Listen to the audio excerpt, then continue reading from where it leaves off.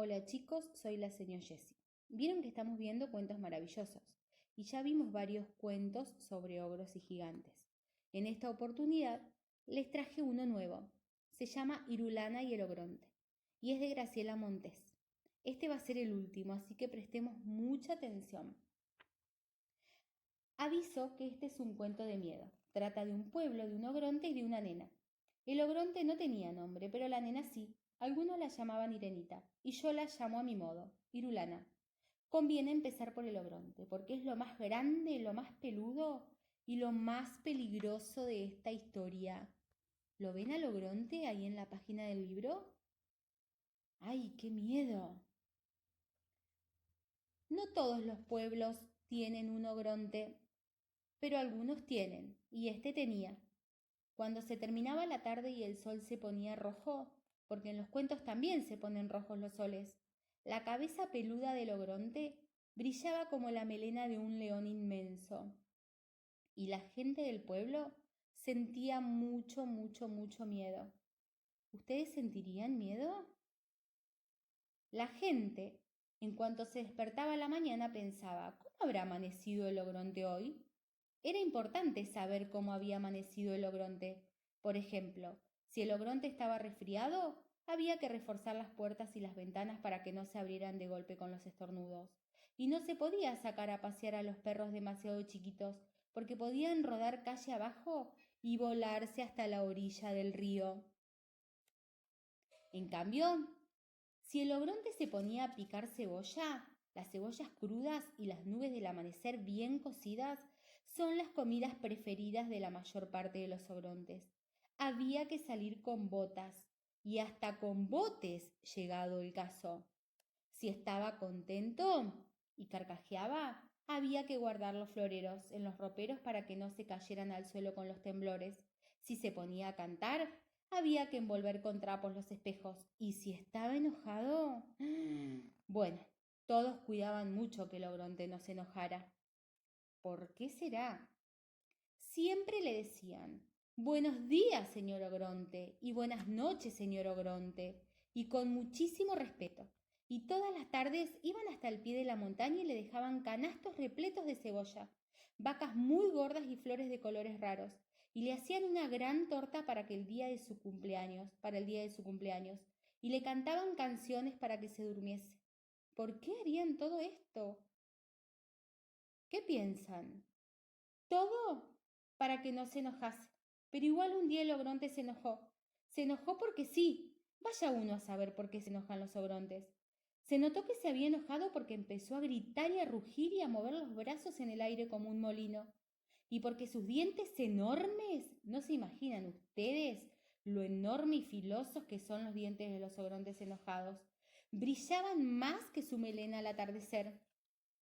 El pueblo entero se arrugó de miedo a que lo comiera, porque ya se sabe que los ogrontes cuando se enojan se comen pueblos enteros, con sus casas, sus personas, sus calles y sus kioscos, y sus perros, y las petunias de los jardines, y sus tarros de galletitas, y sus boletos capicúa, y sus estaciones con trenes y todo.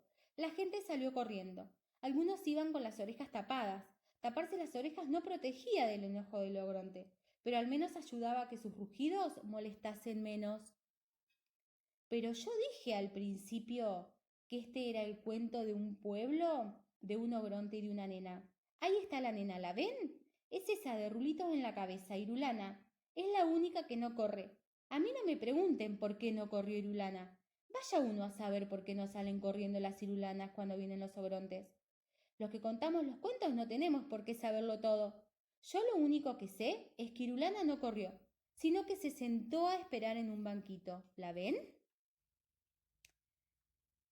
Tal vez era muy valiente, tal vez era un poco chiquita, tal vez estaba demasiado cansada. Se sentó en un banquito verde en una calle vacía. Todas las calles estaban vacías en ese pueblo. ¿La ven a Irulana sentada en el banquito? Cuando se terminó la tarde y el sol se puso rojo, la cabeza del ogronte brilló más que nunca. Los dientes brillaron más todavía, y rugidos enormes sacudieron el suelo. Irulana tuvo miedo, y más miedo tuvo cuando vio que el ogronte se empezaba a mover. Ahora viene y se come el pueblo, pensó Irulana. Y efectivamente, No se olviden de que yo avisé que este era un cuento de miedo. Y cuando llegó la tarde, el ogronte empezó a comerse el pueblo. Yo sé que esto es terrible, pero ¿qué se le va a hacer? Así son los ogrontes. Empezó por el ferrocarril. Enroscaba las vías en un dedo y después las sorbía como si fueran tallarines. Masticaba las casas como si fueran turrón. Y de tanto en tanto les daba un mordisco a 2 o 3 árboles que había arrancado de raíz y que llevaba como un manojo de apio en la mano. Miren, acá el dibujante se asustó tanto que dejó el dibujo sin terminar y salió corriendo. Fue haciendo arrolladitos con las calles y las masticó despacio. La plaza la dobló en 4 como un panqueque y se la comió con gusto. Seguramente era dulce. Si alguna petunia se le escapaba de la boca, la empujaba con el dedo hacia adentro. Y comió, se lo comió todo. Tengan en cuenta que los ogrontes son muy grandes y este era un pueblo muy chiquito. Bueno, ahora el que se achicó es el cuento, porque empezó con un pueblo, una nena y un ogronte, y ahora ya no hay más pueblo. No hay nada más que una nena y un ogronte. Y nada, pero nada más. Nada de nada. Ni un arbolito, ni una petunia, ni un vestidito de muñeca, ni un colador de té, ni una polilla, ni la pelusa de un bolsillo. Nada más que Irulana en su banquito y un ogronte enorme, que aunque ustedes no lo vean porque el dibujo se termina antes, está bostezando. ¿Está bostezando?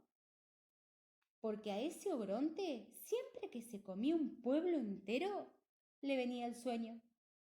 Pero Irulana no sabe que el ogronte bosteza. Tiene tanto miedo que cerró los ojos. El ogronte da 1, 2, 3 pasos más, y los pasos de los ogrontes llevan muy lejos. Y justo cuando está por descubrir la Irulana en su banquito, se quedó dormido. Acá en esta página está todo un poco movido porque el ogronte se quedó dormido de golpe y cayó al suelo haciendo mucho ruido. ¿Lo ven? ¿Cómo está todo movido? Ahí fue cuando Irulana abrió los ojos y lo vio. Parecía una montaña, pero seguramente era un ogronte porque las montañas no usan botas lustrosas ni cinturones de cuero. Y roncaba además, como solo roncan los ogrontes. Irulana era una nena muy valiente, pero también era chiquita y se sentía sola. Cuando se sentía sola, cualquiera se sentiría solo en el lugar de Irulana. No tenía nada en el mundo, nada más que un ogronte dormido y un banquito verde.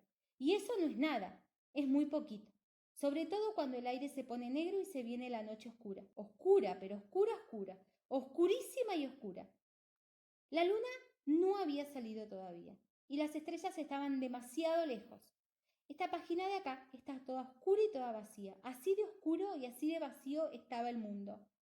Entonces Irulana se puso de pie en su banquito, que como estaba tan negro todo, ni siquiera era un banquito verde, y gritó bien pero bien fuerte, lo más fuerte que pudo gritar.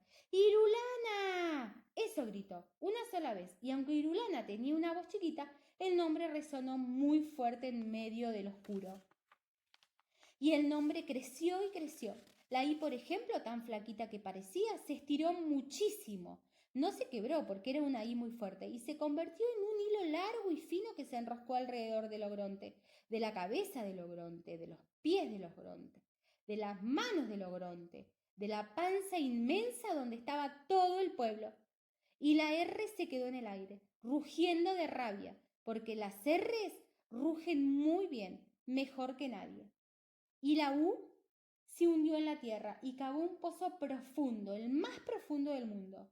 Y entonces la R, que rugía como una mariposa furiosa, hizo rodar al ogronte hasta el fondo de la tierra. En una de esas, ustedes ponen de cara de no puede ser y se ríen y dice que una palabra no puede hacer esas cosas. Y yo digo que sí puede. Prueben, si no, de decir una palabra importante, una sola, en medio de la noche oscura y al lado de un ogronte. La lana de Irulana se hizo un ovillo redondo y voló al cielo para tejer una luna. Hizo bien, porque entre la lana y una luna no hay tanta diferencia. Entonces la noche se iluminó. Aquí está, toda iluminada. Ahora sí se puede ver lo que pasa en este cuento. Hay un ogronte enterrado en un pozo muy profundo, tan profundo que casi ni se ve que lo ataron como un matambre. Y hay una nena chiquita que mira la luna llena desde arriba de un banquito. Parece que no hubiera nada más. Pero si miran bien, allá lejos, en el fondo de la hoja, hay un montón de gente que vuelve.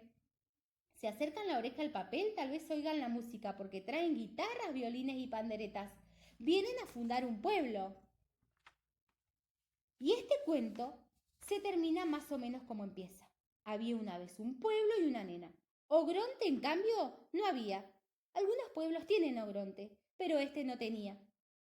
Es un cuento igual y un poco diferente. Eso sí, seguro que no es de miedo. Y colorín colorado, este cuento se ha terminado. Espero que les haya gustado mucho, mucho y que lo escuchen todas las veces que tengan ganas. Les mando un beso muy, muy, muy grande y espero que podamos vernos prontito.